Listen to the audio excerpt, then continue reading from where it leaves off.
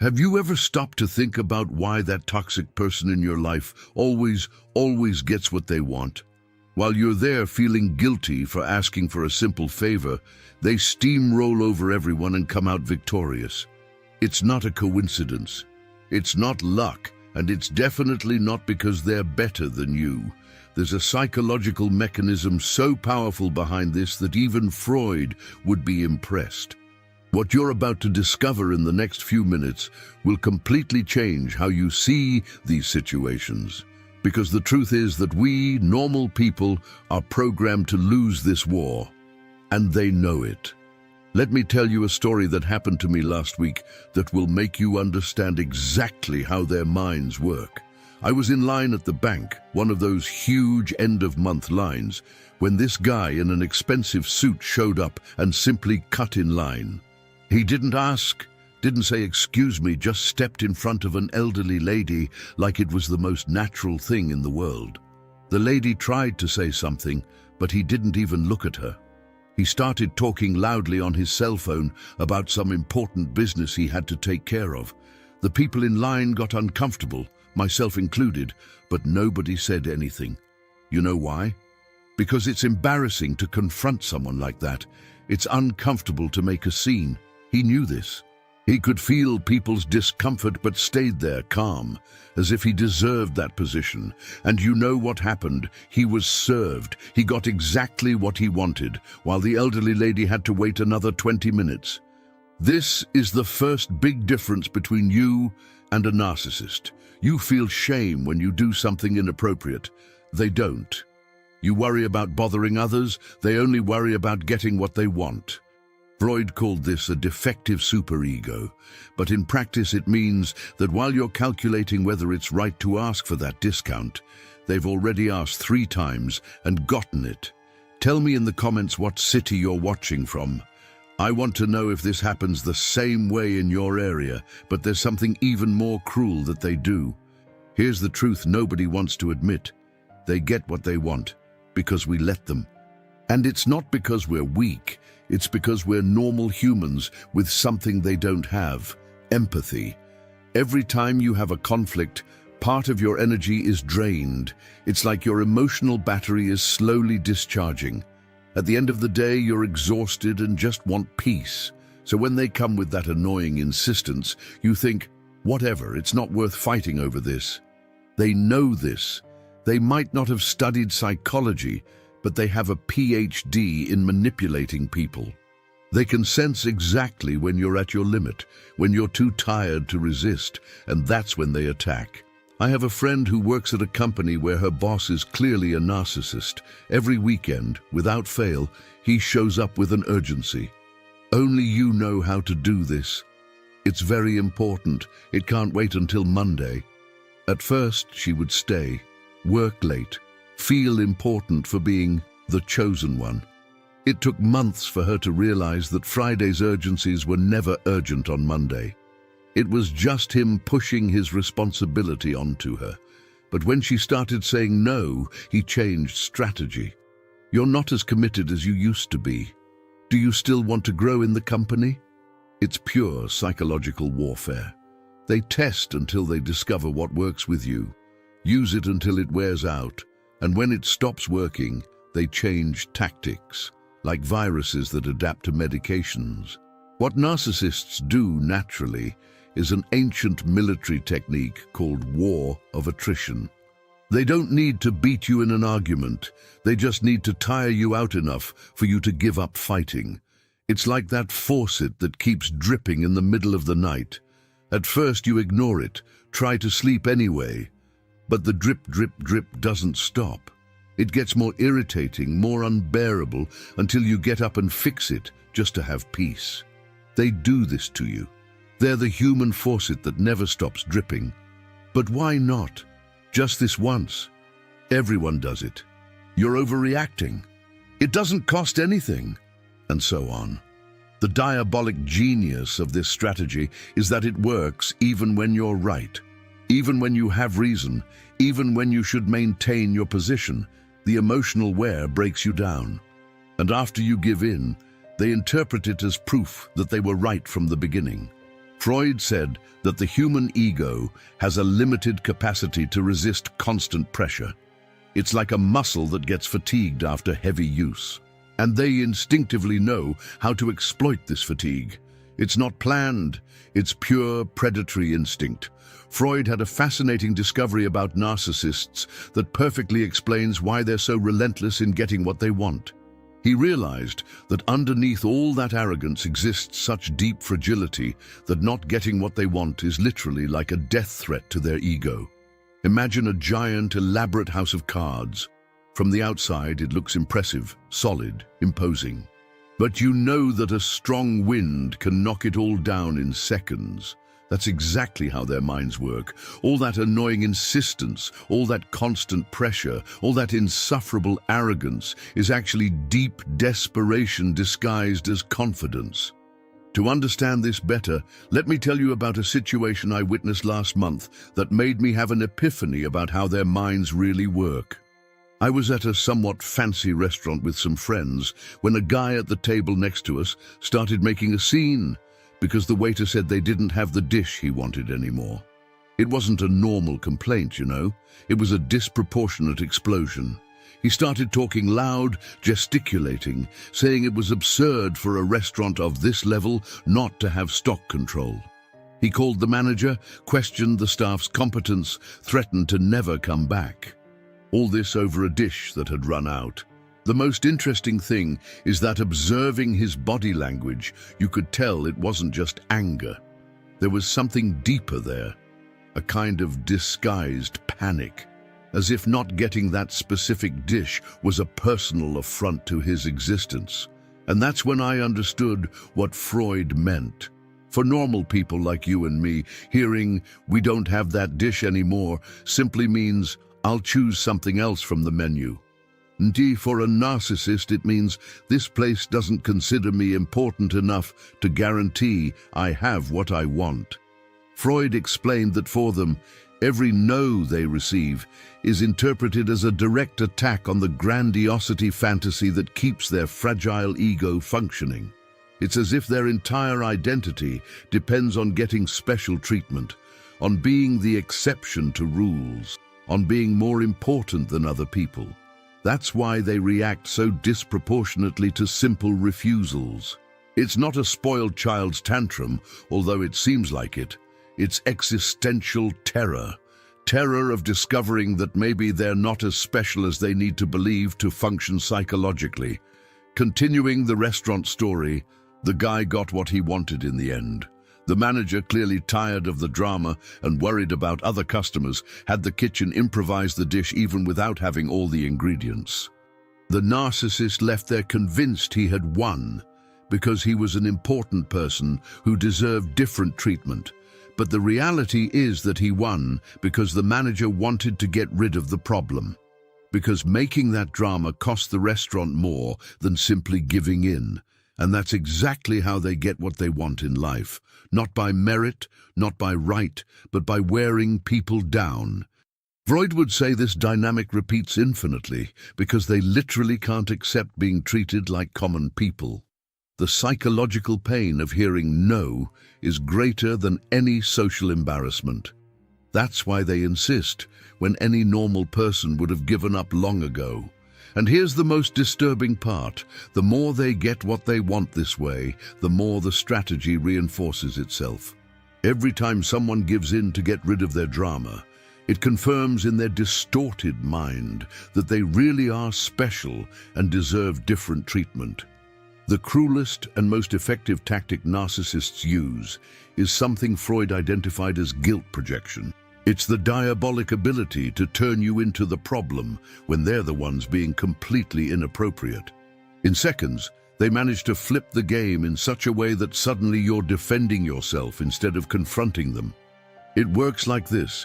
You make a completely reasonable request, something any civilized person would respect without question. Like, "Can you not touch my things without telling me? Or can you arrive at the agreed time?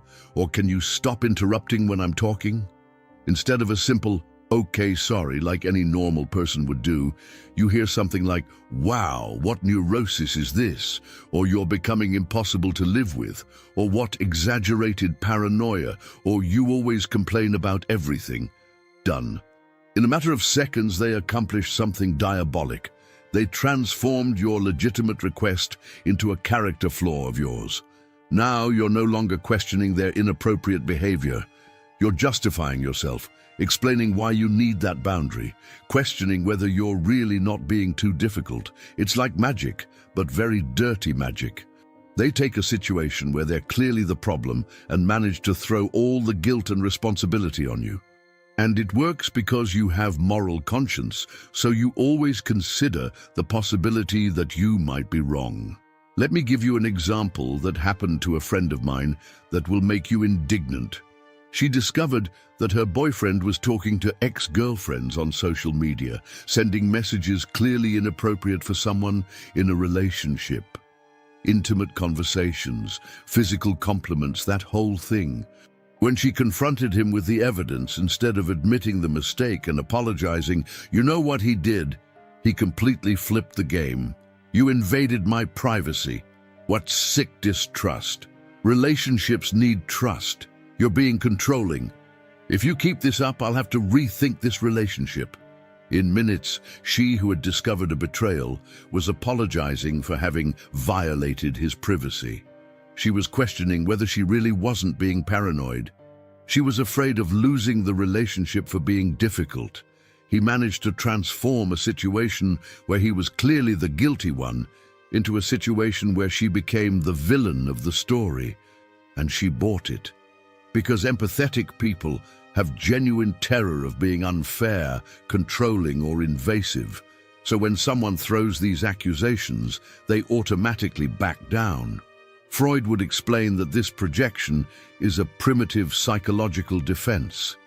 Instead of dealing with their own inappropriate behavior, the narcissistic mind automatically looks for a way to throw responsibility onto someone else. It's as if their brain is programmed to never accept blame for anything. The cruelest part is that they do this so naturally and convincingly that they often genuinely believe what they're saying. In their distorted mind, you really are the problem. You who are being difficult, demanding, paranoid, controlling. And the more you try to explain yourself, the more it confirms in their head that they're right. Because if you're defending yourself, it's because you have something to defend, right? If you were innocent, you wouldn't be so nervous. It's refined psychological warfare. They instinctively know exactly which buttons to push to make you question your own sanity. And the worst part is that it works even when you know you're right. Here's a painful truth you need to hear. Narcissists don't choose their victims randomly. They have a supernatural radar for identifying people exactly like you.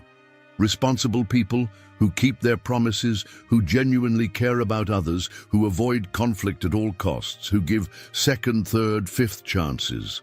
If you're watching this video and all this is making sense in your life, you probably have all these characteristics. And all of them are beautiful and rare qualities in a human being.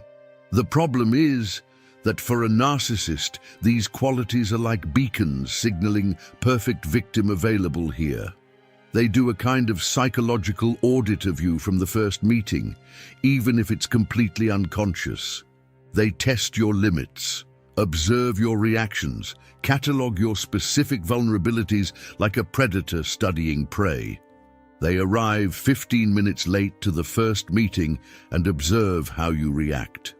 Do you get visibly irritated and confront, or let it slide to avoid starting off badly? They make an inappropriate comment about someone's appearance and see if you question it or stay uncomfortable in silence. They ask for a small favor right away and notice if you accept easily or if they need to insist.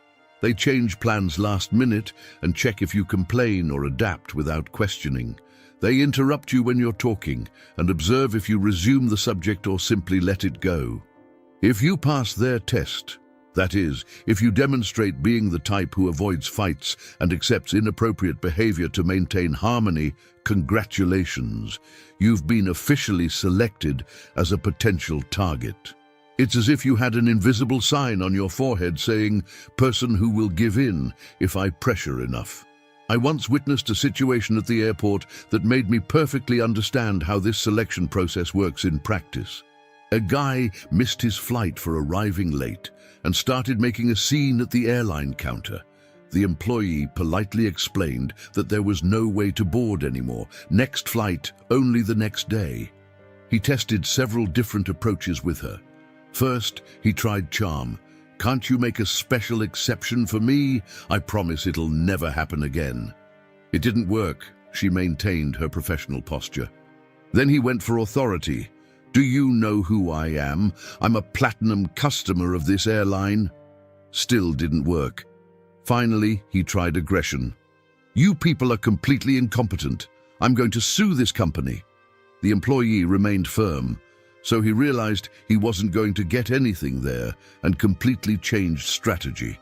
He started circulating around the boarding area looking for other passengers, telling a dramatic story about how missing that flight would ruin a very important commitment. He tested several different people until he found a woman who showed genuine pity for his situation. And guess what happened? He managed to convince her to switch her flight for his the next day, not because he deserved it, not because the story was true, but because he found exactly the type of person he knew would work. Someone with a lot of empathy and little ability to say no to avoid making someone suffer. The airline employee wasn't a bad or insensitive person. She simply had professional training and clear limits she couldn't cross. But the passenger he convinced, she had the perfect profile.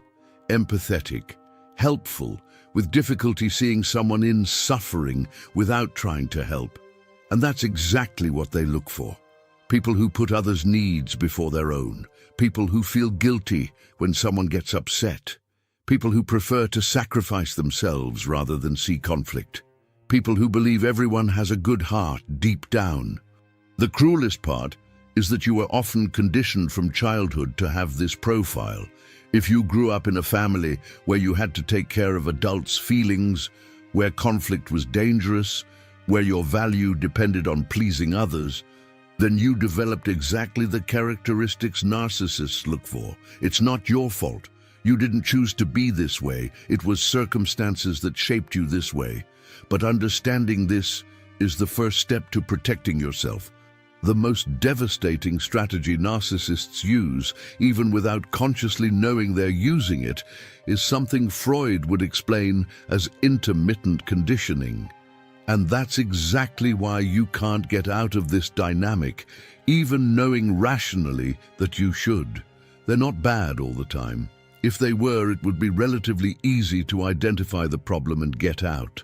No, they're much more psychologically sophisticated than that, even if instinctively.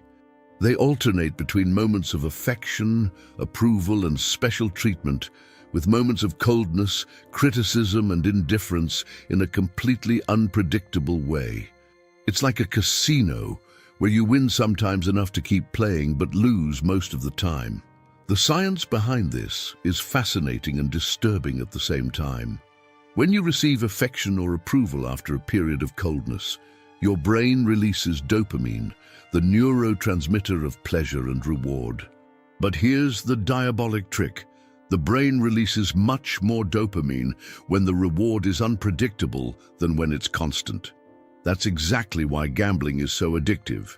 You never know when you're going to win, so when you do win, the brain interprets it as jackpot and releases an absurd amount of dopamine. It's a real chemical addiction.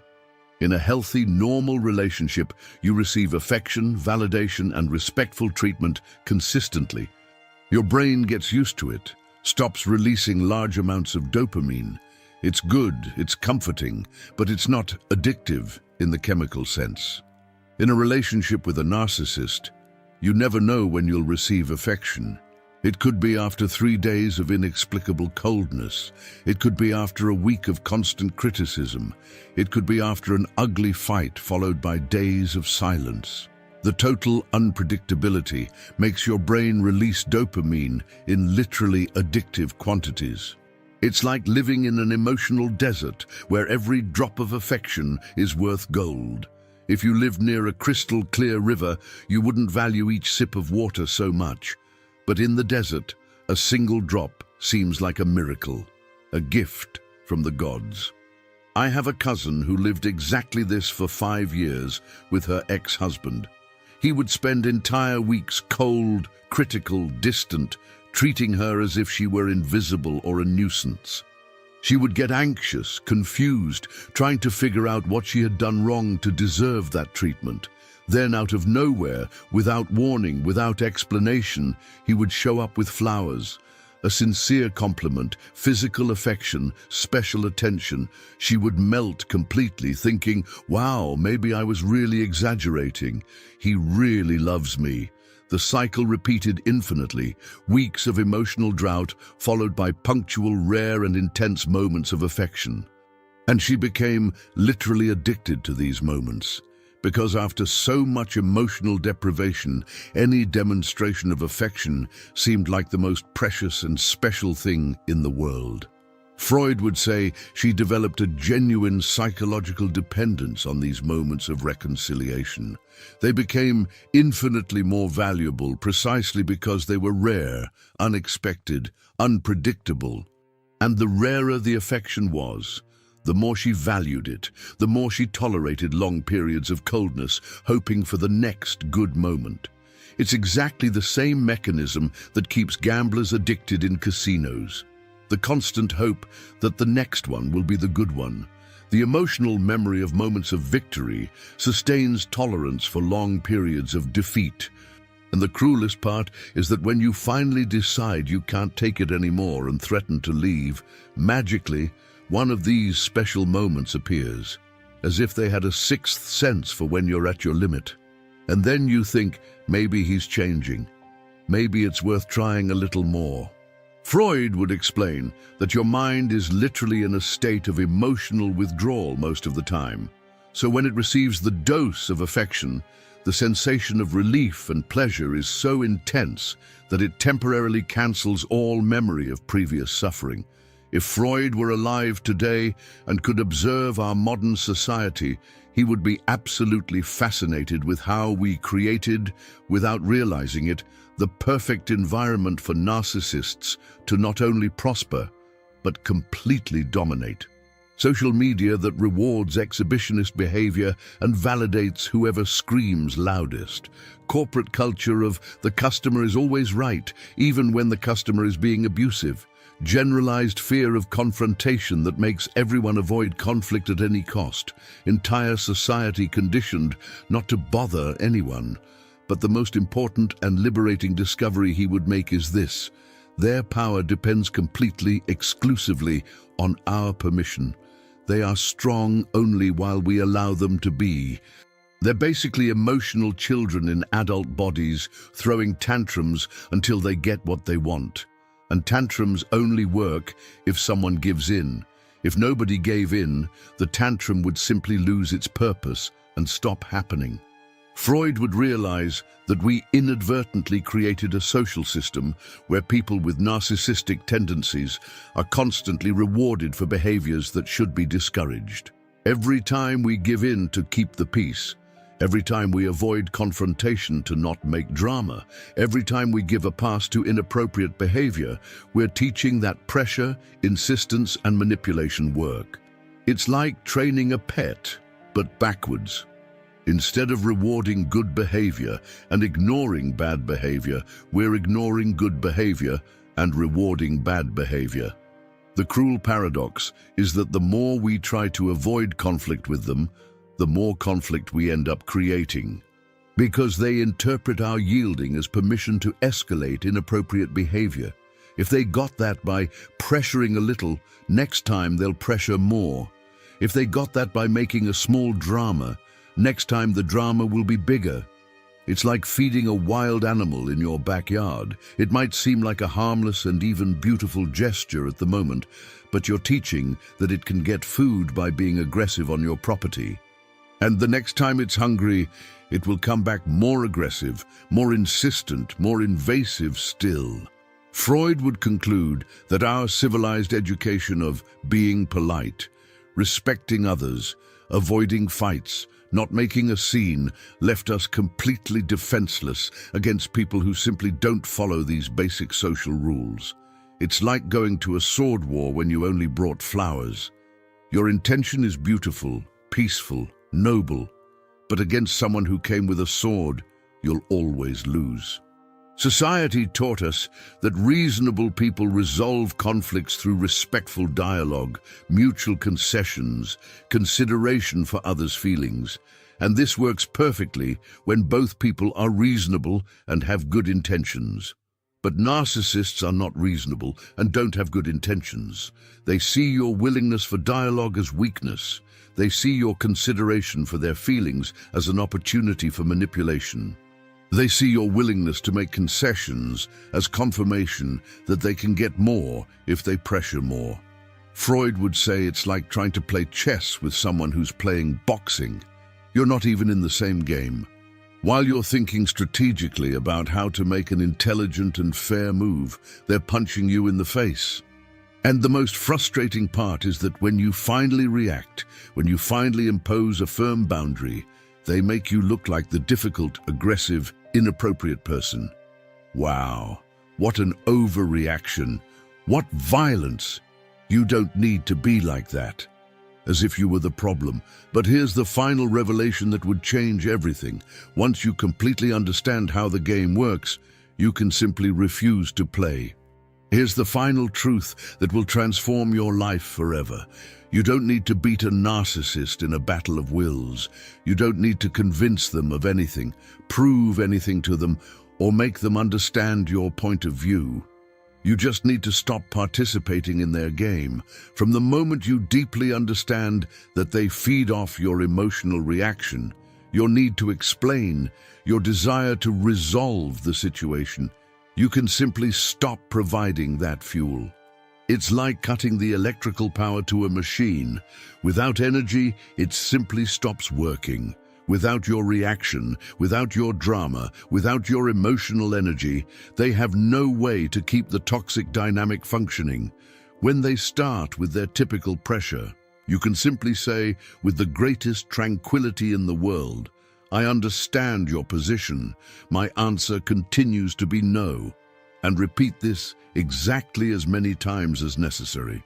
Without changing tone, without justifying yourself, without explaining reasons, without trying to convince anyone of anything. When they try to use the dirty tactic of throwing blame on you, transforming you into the problem, you can respond something like, "I'll think about what you said," and literally leave the conversation. Physically leave. You don't need to prove you're right. You don't need to win the argument. You don't need to have the last word. The revolutionary secret lies in understanding that you're not responsible for their feelings. If they get frustrated, irritated, hurt, or furious because they didn't get what they wanted, that's exclusively their problem to solve. You're not anyone's psychologist. You're not an adult's emotional mother. You're not obligated to give in to maintain a false peace. True peace, real, lasting, and healthy peace, comes when you establish clear boundaries based on mutual respect and keep them firm, regardless of what their reaction is. It can be extremely uncomfortable at first, especially if you spent years being conditioned to avoid conflict, but it's infinitely better than living in a constant emotional war where you always come out losing. Remember the story I told at the beginning about the guy who cut in line at the bank? If just one person had spoken firmly, "Excuse me, but you arrived after us, the line starts back there," most likely he would have backed down without making more drama. Because narcissists are fundamentally emotional cowards. They're bullies who only function when nobody offers real resistance. The great illusion is thinking they're powerful. Actually, they're pathetic. They depend completely on your goodwill, your politeness, your compassion to get anything.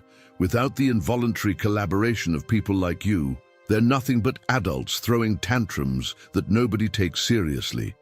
They get what they want because most people give in to avoid annoyance, but you don't need to be part of that majority anymore.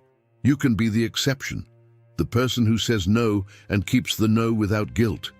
The person who doesn't justify themselves, doesn't explain themselves, doesn't feed unnecessary drama. Freud always said that the first step for any psychological cure is becoming aware of the problem. Now you have total awareness. You know exactly how they operate, understand why their strategies work so well, recognize your own vulnerabilities that were exploited. And knowledge is real power. Power to consciously choose how to react. Power to no longer be an involuntary victim of emotional manipulation. Power to define the tone of your relationships based on what you consider acceptable. From today on, you don't need to be a passive spectator of your own life anymore, watching other people walk all over you and get what they want at your expense. You can be the absolute protagonist of your story. And this new story starts now, at this exact moment, with you making the conscious decision that you won't allow yourself to be treated like anyone's emotional doormat anymore. If this video opened your eyes to patterns you were living without realizing, leave a comment telling how this manifests in your life. Share it with someone you think urgently needs to hear these truths. And subscribe to the channel because we're going to continue exploring these psychological mechanisms that, when understood, have the power to completely transform your quality of life. The power to change your reality was always in your hands. It was just a matter of learning to recognize it and use it wisely.